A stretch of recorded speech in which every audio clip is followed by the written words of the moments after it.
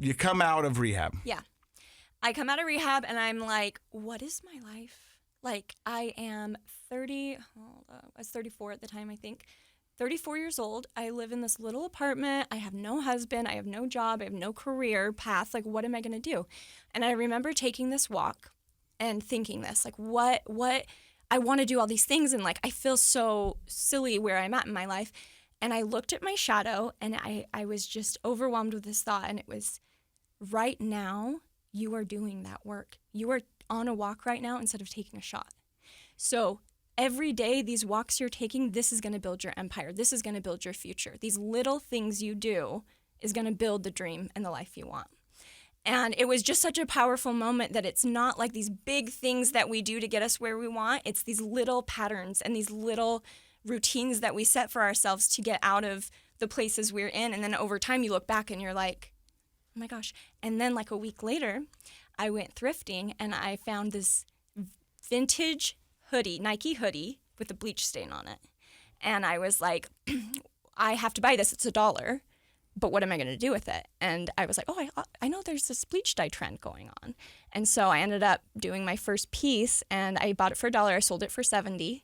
And I'm like, wow. Okay, I think this might be my job. So now to let people know, you do that. I mean, when I first was introduced to you, you were the thrift store stylist. Yes, that's right. And then you changed it over to? Iconically Angelique. And you go out and you spend days and hours going through thrift stores, DIs, savers, you name it. Yeah, you name it. And you pick out these pieces and then you take them back and you make them unique. Yes, I drip them out. And drip them out is that drip them out. She I call them tie-dyes sick them with drips. bleach. Yeah. And this has been very good for you. It's been like, I feel like finding your passion in recovery is so huge because I believe anyone who can recover from addiction, alcoholism, whatever it is, you are very powerful. Yeah. You are very powerful because if you can overcome the thing that draws you in the most and takes over your life, you're capable of doing anything. All right. I love this, and we're going to do this, but I want to talk about this because you just got back from filming a reality TV show with your ex. Yes. And it's called The Big D. Yeah. And the Big D is the divorce. Yes. And so it was divorced couples sent to a house. In Costa Rica. To find love, or what was it?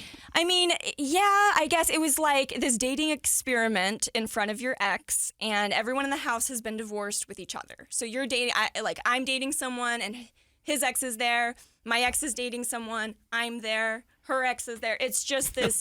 I mean, it's a recipe Sounds like for a disaster. nightmare. It is. But not only a recipe for disaster. I've watched enough reality TV shows to know that the catalyst for the disaster is alcohol. Absolutely. And they fill that house full of alcohol. Absolutely. You're in recovery. Yes.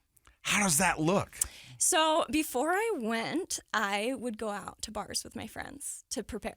Because I knew, and I believe I worked a lot on mindset and just being like, you make commitments with yourself that you know you're not going to do certain things. And that was one that I'm like, I am not going to do it. So what can I do to prepare? So I'd go out to bars and I'd be around drinking. And at first it was hard, but then it was like going on that show, I honestly feel like was the greatest thing for my recovery because it was like baptism by fire. It's like, here, it's all around you and you're going to be triggered like you've never been triggered before.